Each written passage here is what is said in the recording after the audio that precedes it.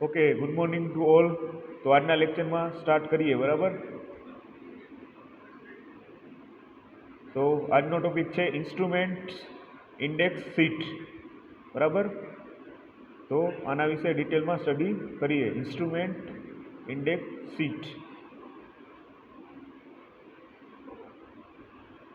ચલો, તો instrument index સીટમાં જોઈ લઈએ. તો આવી રીતે જે છે આખી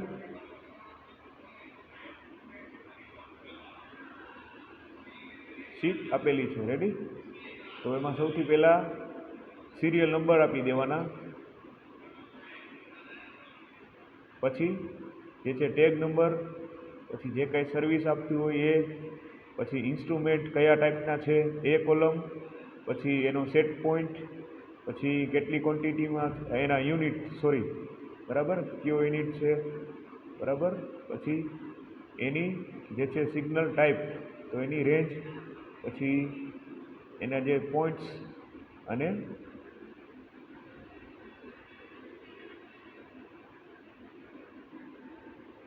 અહીંયા આપેલું છે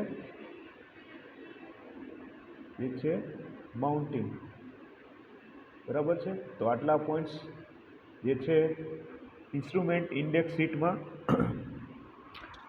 આપણે લખવાના રહેશે, બરાબર. પેલું છે સિરિયલ નંબર, બીજી કોલમમાં જે ટેગ નંબર, ત્રીજી કોલમમાં જે સર્વિસ, ફોર્થ કોલમમાં ઇન્સ્ટ્રુમેન્ટ કયા ટાઈપનું છે એ, ફિફ્થ કોલમ છે એ સેટ પોઈન્ટ માટે છે, સિક્સ જે કોલમ છે એ યુનિટ માટે, પછી સેવન્થ છે જે કયું ટાઈપનું સિગ્નલ છે એની રેન્જ કેટલી, પછી 8 જે પોઈન્ટ્સ છે એ, બરાબર, રેટિંગ છે એ, અને 8મું છે માઉન્ટિંગ. ઓકે, તો ખાસ જોઈ લ્યો, બરાબર. ઇન્સ્ટ્રુમેન્ટ ઇન્ડેક્સ શીટ કેવી હોય? તો આ પ્રકારની ઇન્સ્ટ્રુમેન્ટ ઇન્ડેક્સ શીટ હોય છે, જેમાં પહેલી કોલમમાં આવશે એસઆર નંબર, બીજી કોલમ છે ટેગ નંબર, ત્રીજી કોલમ છે સર્વિસ માટે, ચોથું જે કોલમ છે ઇન્સ્ટ્રુમેન્ટ કયા ટાઈપનું છે એ,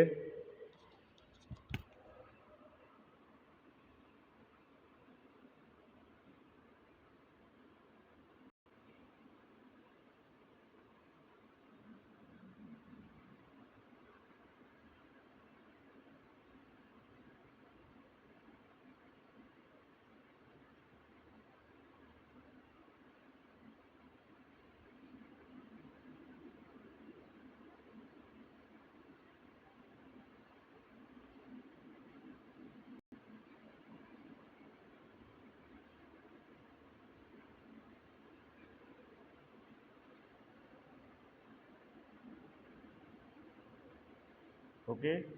ઇન્સ્ટ્રુમેન્ટ ઇન્ડેક્સ શીટ ફિફ્થ જે કોલમ છે સેટ પોઈન્ટ માટે, છઠ્ઠી કોલમ છે યુનિટ માટે,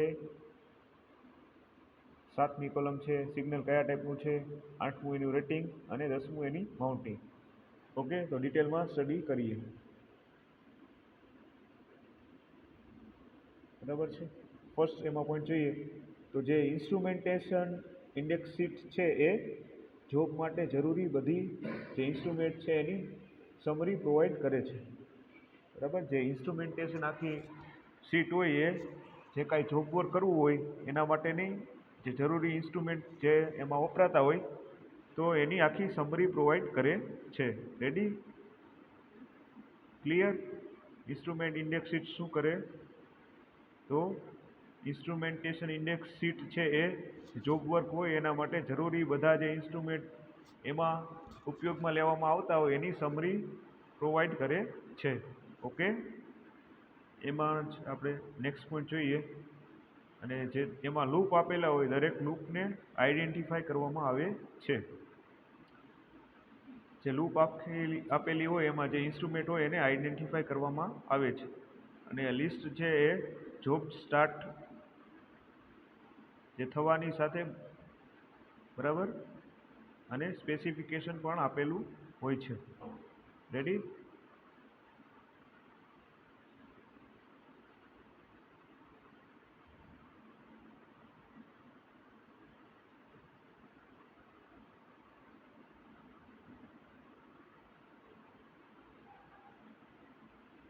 ઓકે, તો નેક્સ્ટ જોઈએ. હવે ડિલિવરી અને ઇન્સ્ટોલેશનની જે પ્રોગ્રેસ ચેક આમાં કરવામાં આવે છે, બરાબર.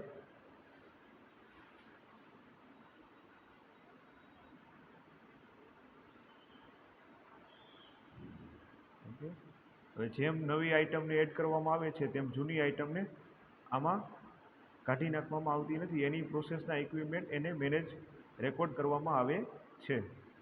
રેડી, બરાબર.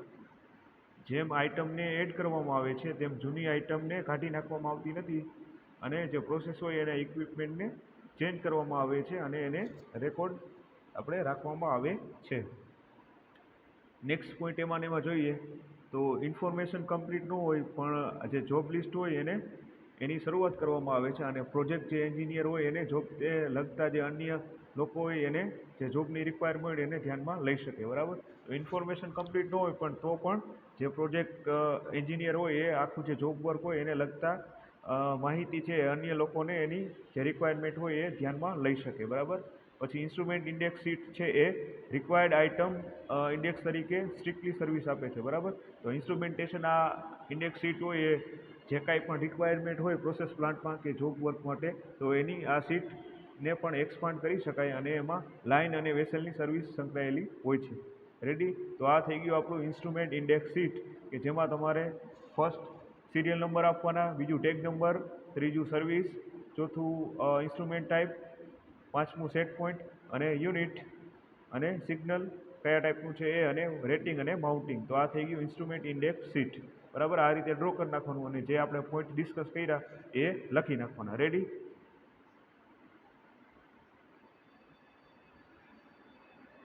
ચાલો નેક્સ્ટ પોઈન્ટ જોઈએ. Topic loop wiring diagram. Ready, તો આ પણ મોસ્ટ આઈએમપી છે, ઘણી વખત એક્ઝામમાં પૂછાતું હોય છે, બરાબર. કે એક્સપ્લેન, કે સમજાવો લૂપ વાયરિંગ ડાયાગ્રામ. તો તમારે આખો જે વાયરિંગ ડાયાગ્રામ એ દોરવાનો અને એના વિશે પછી સ્ટેપ બાય સ્ટેપ આવી રીતે પોઈન્ટ લખતા જવાનો, બરાબર. કે ઇલેક્ટ્રિક લૂપ વાયરિંગ ડાયાગ્રામ હોય એમાં ઇલેક્ટ્રોનિક લૂપ માટે ઇલેક્ટ્રિક સિમેટિક ડાયાગ્રામ બનાવેલો હોય છે, અને જે સિમ્પલ લૂપ જે છે ટ્રાન્સમીટર અને રિસીવર દર્શાવે છે, બરાબર. સ્ટેપ બાય સ્ટેપ સ્ટડી કરીએ.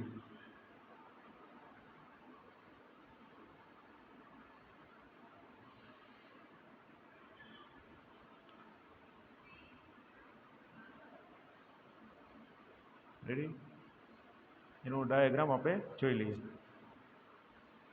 બરાબર છે. તો આ ઇલેક્ટ્રોનિક લૂપ વાયરિંગ ડાયાગ્રામ છે,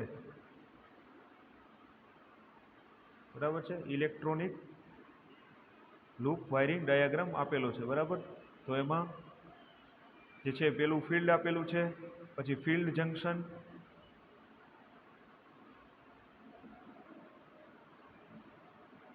પછી back of panel, panel front.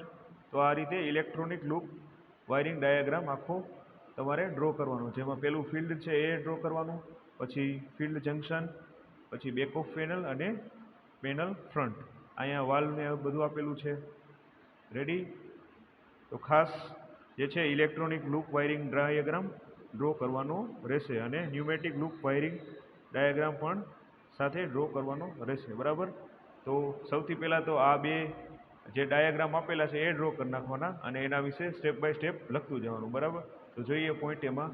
તો ફર્સ્ટ આમાં જે પોઈન્ટ છે, રેડી, કે બીજી જે લૂપ હોય એ ઘણી બધી આઇટમ્સ જેવી કે transmitter, recorder, controller, alarm unit, control valve, transducer, integrator વગેરે આમાં દર્શાવેલા હોય છે, બરાબર.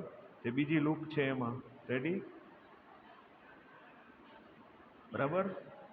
તો જે બીજી લૂપ છે એમાં એ છે transmitter, recorder, controller, alarm unit, control valve, transducer, integrator વગેરે દર્શાવેલા હોય, બરાબર. નેક્સ્ટ પોઈન્ટ જોઈએ. રેડી,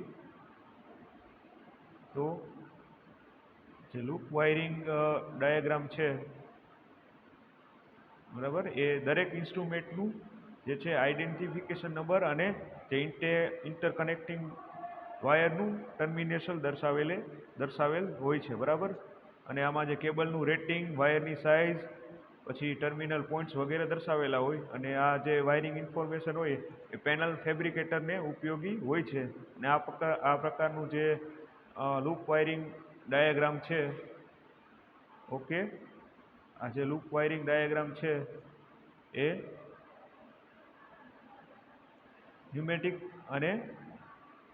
ન્યુમેટિક કનેક્શન સાથે દર્શાવેલું છે. રેડી, બરાબર છે. તો આ થઈ ગયું આપણું લૂપ વાયરિંગ ડાયાગ્રામ, કે જેમાં તમારે બે લૂપ વાયરિંગ ડાયાગ્રામ ડ્રો કરવાના છે, ઇલેક્ટ્રોનિક લૂપ વાયરિંગ ડાયાગ્રામ અને લૂપ વાયરિંગ ડાયાગ્રામ, બરાબર. અને આના વિશે આટલું લખી નાખવાનું, બરાબર. મોસ્ટ આઈએમપી છે, પરીક્ષામાં ઘણી વખત પૂછાતું હોય છે કે સમજાવો લૂપ વાયરિંગ ડાયાગ્રામ. 7 માર્ક્સમાં પણ પૂછાઈ શકે, બરાબર. બે મોટી આકૃતિ છે એટલા માટે, બરાબર. ઓકે, તો આ બંને ટોપિક ક્લિયર, બરાબર છે, કે ઇન્સ્ટ્રુમેન્ટ ઇન્ડેક્સ શીટ અને લૂપ વાયરિંગ ડાયાગ્રામ.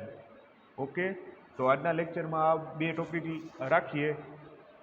નેક્સ્ટ લેક્ચરમાં બીજા ટોપિક સ્ટડી કરશું. ઓકે.